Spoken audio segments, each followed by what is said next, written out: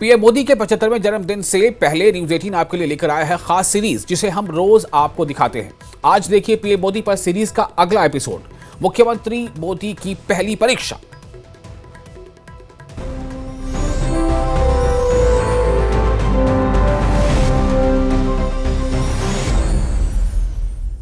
आतंकवाद मानवता का सबसे बड़ा शत्रु है। ये बात भारत पूरी दुनिया को समझाता रहा, लेकिन महाशक्तियां तब तक समझने को तैयार नहीं हुई जब तक दहशतगर्दों ने उन्हें नहीं दहलाया।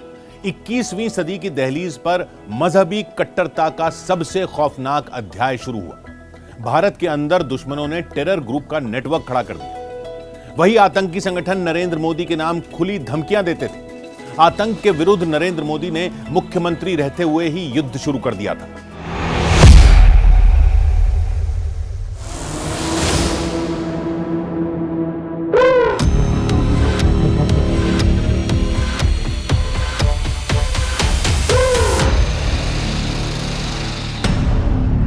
चौबीस दिसंबर 1999 कंधार हाईजैक कांड।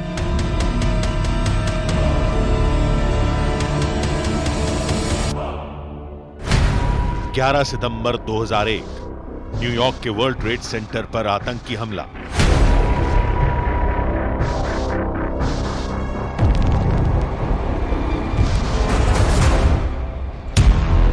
तेरह दिसंबर 2001 दिल्ली में संसद पर आतंकी हमला। बेगुनाहों के खून से सनी तारीखें जब आतंक का असल चरित्र बयां करने लगी, तब महाशक्तियां होश में आईं, लेकिन बहुत देर हो चुकी थी। अमेरिका और यूरोप आतंक की बारूदी साजिशों से दहलने लगे थे।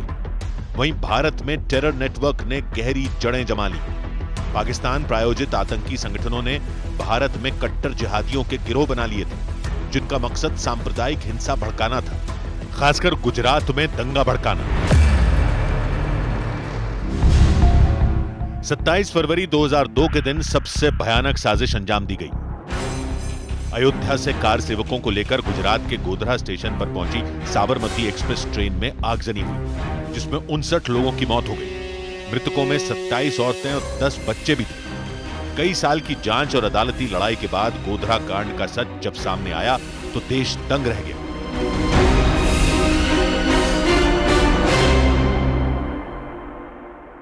गोधरा कांड में कुल 94 आरोपी थे। 31 को कोर्ट ने दोषी पाया, 11 को फांसी की सजा दी गई, 20 को उम्र कैद। गोधरा केस में विशेष अदालत के जज की टिप्पणी सबसे अहम थी।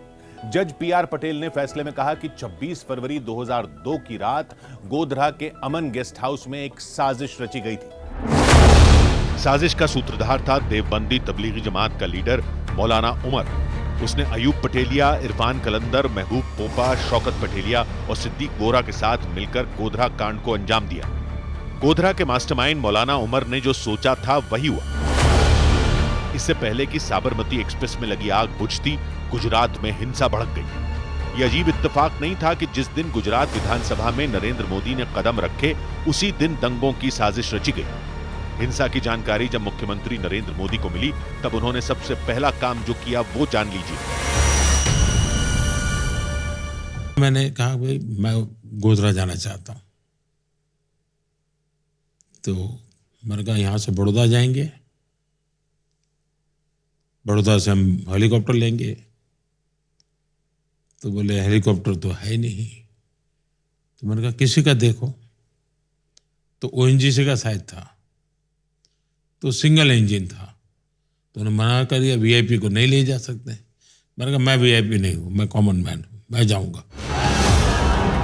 जब नरेंद्र मोदी दंगा नियंत्रण में लगे थे, दूसरे राज्यों से मदद मांग रहे थे, तब उनके लिए कुचक्र रचे जा रहे थे। विरोधियों ने दंगों के लिए नरेंद्र मोदी को जिम्मेदार ठहराने की कोशिश की।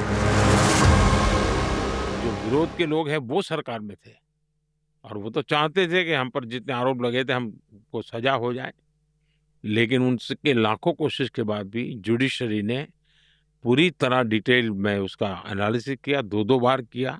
गुजरात दंगे की जांच के दौरान नरेंद्र मोदी मुख्यमंत्री थे। स्पेशल इन्वेस्टिगेशन टीम ने नरेंद्र मोदी से कई घंटों तक पूछताछ की थी। गांधीनगर के एसआईटी दफ्तर में हुई पूछताछ के बीच उन्हें स्नान और पूजा करने के लिए एक ब्रेक दिया गया था। तब के एसआईटी चीफ आर के राघवन ने अपनी किताब में लिखा है कि नरेंद्र मोदी ने उस दिन सिर्फ पानी पिया था, पानी भी वो खुद लेकर आए थे। सांच को आंच कहा, लेकिन नरेंद्र मोदी के खिलाफ रची गई साजिश का अंत होने में कई साल गुजर गए। सुप्रीम कोर्ट ने 24 जून 2022 को दिए फैसले में एसआईटी की निष्पक्ष, गहन और स्वतंत्र जांच का जिक्र किया। अदालत ने एसआईटी की 2012 की क्लोजर रिपोर्ट को वैध ठहराया। कोर्ट ने कहा कि नरेंद्र मोदी के खिलाफ याचिका राजनीतिक उद्देश्य से प्रेरित लगती है। अदालत ने यह भी कहा कि दंगों के तुरंत बाद कर्फ्यू, सेना की तैनाती और राहत शिविरों की स्थापना जैसे कदम नरेंद्र मोदी सरकार नहीं उठाए थे। सर्वोच्च अदालत से न्याय पाने में अच्छा खासा समय लगा, लेकिन जनता की अदालत में नरेंद्र मोदी 2002 गुजरात दंगों के कुछ महीने बाद ही पास हो गए थे। 2002 का गुजरात विधानसभा चुनाव नरेंद्र मोदी के नाम रहा। देश की राजनीति इसी चुनाव के बाद उनके नाम के इर्द गिर्द घूमने लगी।